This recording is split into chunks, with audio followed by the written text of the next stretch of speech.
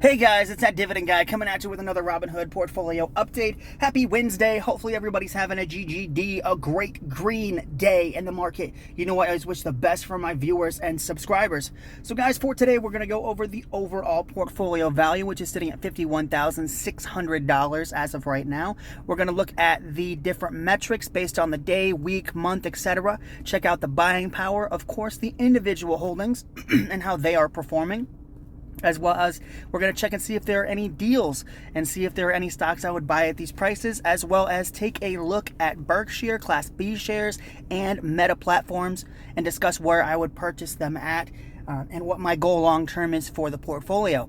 So jumping right in for today, we're down a little over $100, down 0.21%. That 1 week mark, we are up $165, a 0.32% gain. Then we are down $150, a 0.3% loss for the month. Then we're up almost $1,300, a 2.5% return for the past 3 months. Then we are up nearly $1,800 with 3.57% return year to date. Then that 1 year mark, we're up $2,300 with a 4.7% return for the past year. And then all time, we are up $16,270 with a 46% return. So guys, remember, in the short term, the market is a voting machine. Anything can happen. There are news stories coming out constantly. There are earnings reports being put out on different companies right now. Every day, there's a lot of companies doing earnings, right? So fluctuation is expected. And if you believe in companies long term, you can take advantage and make more money in the short term. So in the short term, your companies are going to fluctuate, right? I'd even say for the year, but then all time, as long as you own companies that are growing their revenues, making smart allocations of capital within the business, and doing smart acquisitions when it makes sense for the company, and it doesn't distract them, and it helps their profitability in the long term, then you're going to gain. You're going to get great green days in the market. If you own garbage stocks that spend their capital in dumb ways and don't have good quality management teams that don't know how to allocate capital within that business, you're going to have losing performance because your stocks are going down overall. So it's all about the quality of the companies that you guys are buying and how long you plan on holding them. And that is what's going to determine your total overall return. So overall, guys, I like that in the short term it fluctuates. We might even have a couple deals considering that we're down $125 today. I love great green days in the market because it means we're making money on paper. But I also prefer red days because that means there might be a deal within the market. So let's jump right in. Right now we have a buying power of $28.76. That is what is left over from my Google and Visa purchases. Then we have Realty Income at $54.78, 170 shares, $9,300 worth of market value. Then we have an average cost of $65 per share. 18% of the portfolio is in Realty Income. Today we're down around $41. In total, we're down $1,700 with a near 16% loss here on Realty Income. But we have a dividend coming in about 10 days of $43.69. Guys, I love Realty Income. It is a great buy for me right now. It's a good place to put my capital.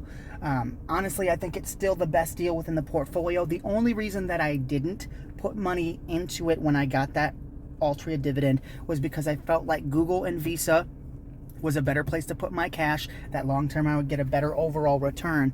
Even though Realty Income is down, I think that I have more of an opportunity to purchase Realty Income for the long term at a deflated price versus Google or Visa. Those stocks I wanted to just get into to see if I could cost down average.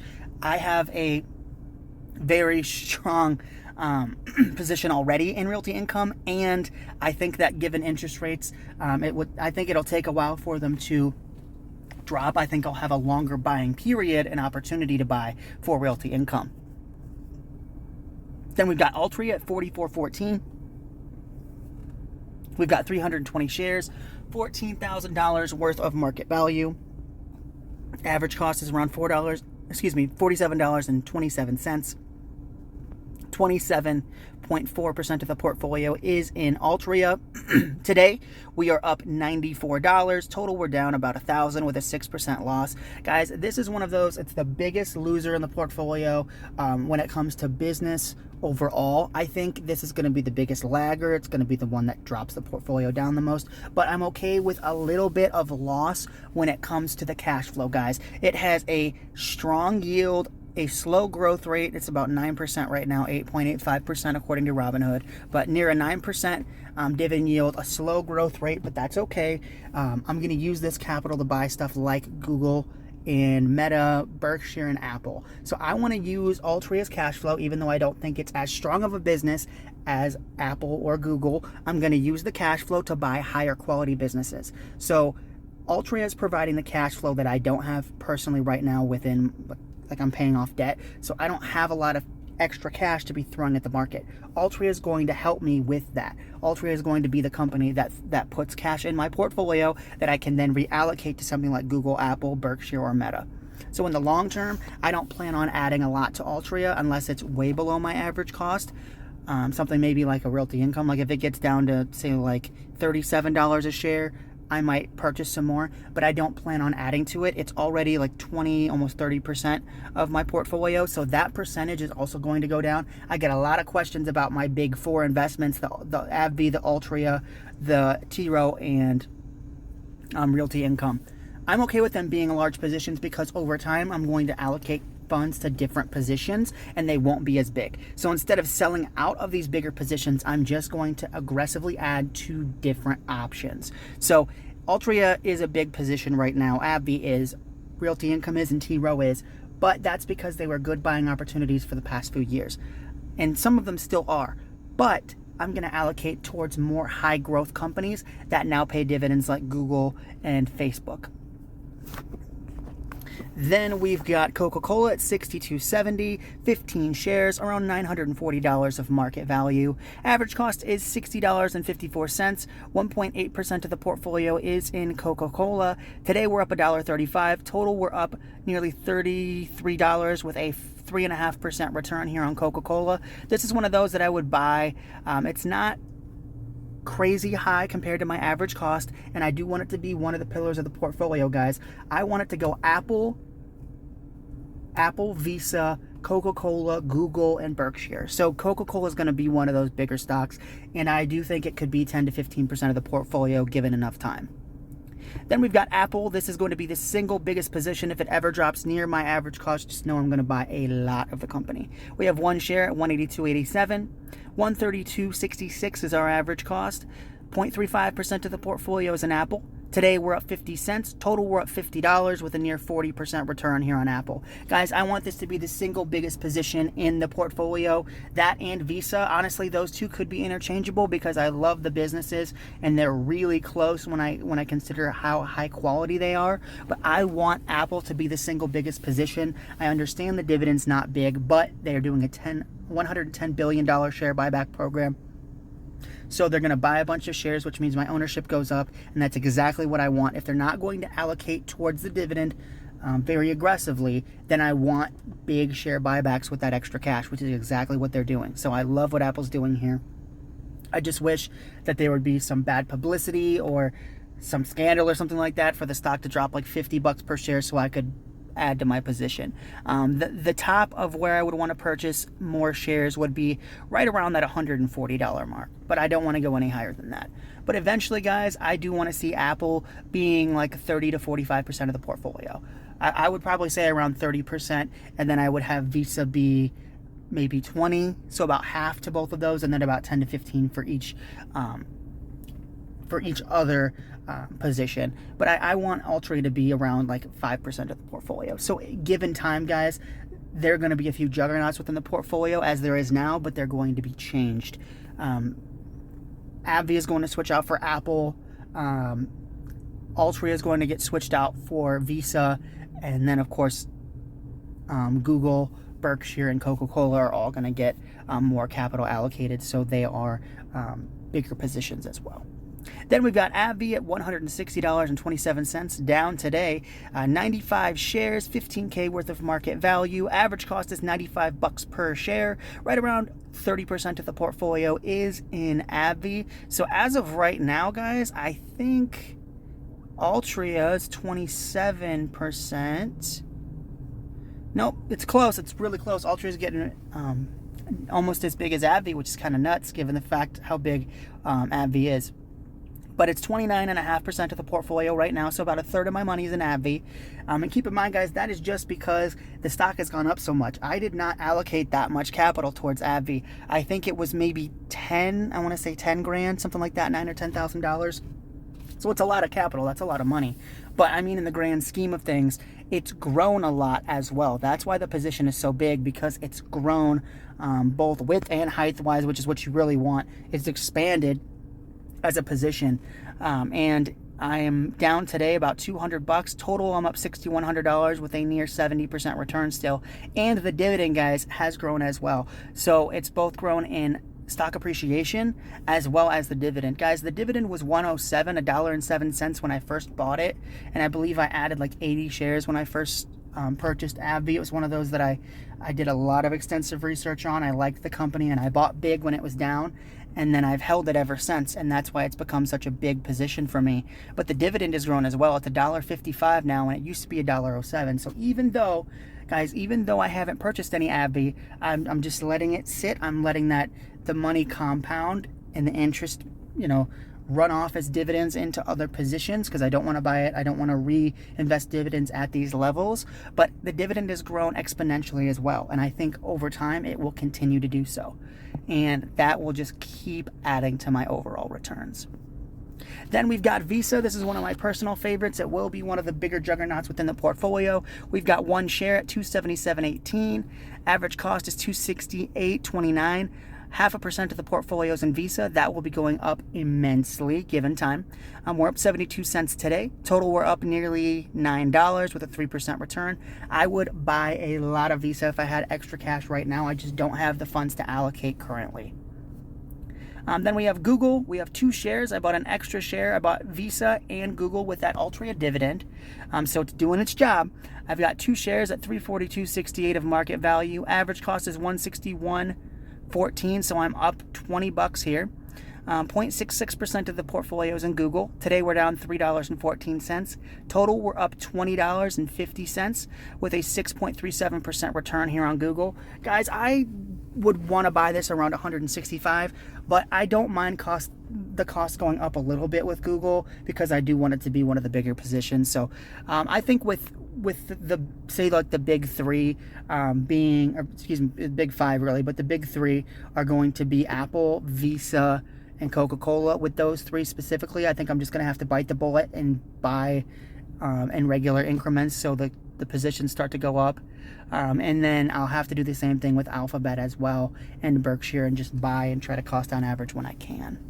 Then we've got T. Rowe Price near my average cost at $111.49. We have 100 shares, $11,000 worth of market value. Average cost is right around $110 per share. Right around 22% of the portfolio is in T. Rowe Price. Today we're up $26. Total, we're up $178 with a 1.62% return. So guys, as of right now, both Visa and T. Rowe Price are a buy for me. So I love the companies within the portfolio, guys, and I do think T. Rowe Price, if you zoom out a little bit, I have the opportunity to near double my money here at like $222 per share was the high, I believe. So I'm at $111 right now. My average cost is $110, $111. So I have a chance to double my portfolio value here with this position, get paid a dividend while I wait, and I can use that capital to reinvest as of right now. But that $124 I get from T. Rowe Price could help me buy a share of, say, Google, Apple, or even a couple shares of Coca-Cola at these prices as well. So there are options within the portfolio for dividend reallocation, and I love that for dividend reinvestment. And then, of course, guys, we've got Berkshire at around $400 a share. I'd buy it here. I just want to get a share in. I love the insurance business. I love that they have a fallback with other businesses, with their investment portfolio that's public, and of course their wholly owned subsidiaries. So even if insurance has a rocky year, they're going to lose some profit on underwriting, but they're a lot more stable than an individual insurance company, and that's why I want Berkshire. I want that exposure to I think, some of the highest quality underwriting in the entire industry, and the best capital allocation team that the world has in Buffett. I think Abel and Ajit Jain as well are going to be great stewards of that money and of the business, because they've worked for Berkshire for decades. They've watched his investment style, and they have Ted Combs and Todd Weschler that also have witnessed Buffett value invest for I think a decade, and they follow in his footsteps. So I think the people that they have in Berkshire are going to be great stewards of capital and run the business very well, and they have different talents again versus Buffett as well. They know a lot more about tech. They know a lot more about, they've owned Amazon and Snowflake, and so I wouldn't be surprised if we saw some more tech within Berkshire after Buffett's passing. But I do want that insurance arm, guys. I love Geico. I've looked into Travelers, Allstate, MetLife. A lot of them have pretty consistent underwriting, and they do a good job. But I don't like. I love the business model, but I don't like how exposed they are sometimes to natural disasters and catastrophes, or big pile-up accidents, or weather issues, or hurricanes, stuff like that, because a lot of times cars get damaged in natural disasters, and then they have a huge bill for the insured damages. So that's why I want to own Berkshire, because even if they have a big catastrophe, they still have earnings from other sources, and they're not just solely dependent on their underwriting for profits. Then, of course, we've got Meta. And guys, I love Facebook. I use it every single day. I use Messenger all the time. I use Instagram. So I'm very much in the social media world. I post videos all the time, which that's on YouTube, but that's part of why I wanted to own Google as well. I love Facebook as a business. The advertising has done well. The metaverse stuff has somewhat paid off. And I see long-term, I think they have a great long-term competitive advantage when it comes to their user base. And people do not leave Facebook. They don't usually leave Instagram. They've done very good at diversifying their business and having a good foothold on how to counteract different competitors in the social media space. So I think long-term Meta is going to do great. And I wouldn't be surprised if it and Berkshire switched off in the 5th biggest spot just due to overall gains. But guys, with that being said, I just wanted to say thank you so much for watching. It does really mean a lot to me. I mean, remember to like the video. That always helps me out a little bit throughout the day. I just love making these videos. I love sharing my journey. Guys, this is 6 years in. I started investing when I was 22 years old. I'm 28 now. So I started with $0. I didn't inherit anything. I just use the cash I had and the tax returns that I got regularly from my, working 9 to 5, working extra hours on overtime. Anytime I work extra hours, I project it towards my debt so I can pay it off and get to investing again. But originally, before I had my car loan and the credit card debt that I've accumulated because I went on a vacation, I had to pay for my girlfriend's CPAP machine, and our heat went out, so I had to put that on the credit card because I didn't have cash flow at the time for it. But I'm paying it off and doing it really aggressively as well, so I'm excited about that. But every time I worked overtime in my early 20s, instead of going out and drinking or buying a new game system or a video game, I would say, instead of buying, say, I don't know, the new NBA 2K game at full price, I would say, I'll buy a share of Coca-Cola instead, or I'll buy a share of T. Rowe Price. So that's always been my mindset, guys. Whenever I work extra, I always try to put some of it towards my debt and towards my investments. And now the beautiful thing is I've done that for so long that I've accumulated a decent amount of cash flow with my dividends. I make about $150 a month, every month.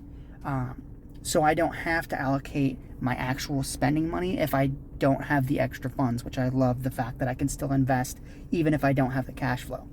So my goal long term is to pay off debt and then be putting about $300 to $400 into the portfolio every single month. So guys, if you enjoy the journey, if you enjoy the grind, and if you guys want to share your your portfolios as well down in the comments. I would love to hear what you guys are buying, the companies that you've held for a while. This is a long-term gain. I'm 28 years old. I know that feels old to me because, like I said, I started in my early 20s, so I've already been at it for 6 years. But long-term, guys, I'm going to be at this for the rest of my life.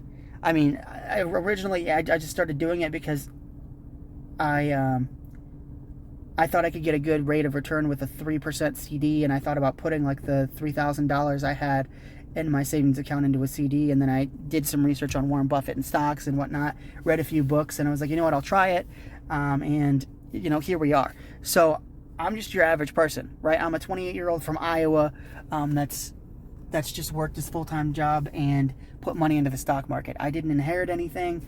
I've never really been given anything. I just put my nose at the grindstone and just keep going at it. So now you see it as $51,000, but I believe on my first video I ever made, I had like 30, but I had already been investing for a few years at that point. So I didn't start my journey on YouTube until I'd been in the investing game for a couple of years. I actually started the channel after a breakup to keep me, in a positive mindset and keep me building on something that was bigger than myself. So I'm grateful for the journey, and I'm grateful that I already have so many people following me. But that's the beautiful thing about it is, me starting it all has grown into $50,000 and over 700 YouTube subscribers already, which is awesome. I can't wait to see, where we're at when I'm 30 or, 35. I've got, decades ahead of me when it comes to investing. So I'm super excited. But I just wanted to say thank you, guys. And I appreciate you checking out the videos, and I'll see you guys tomorrow with another Robinhood portfolio update. Take care, guys.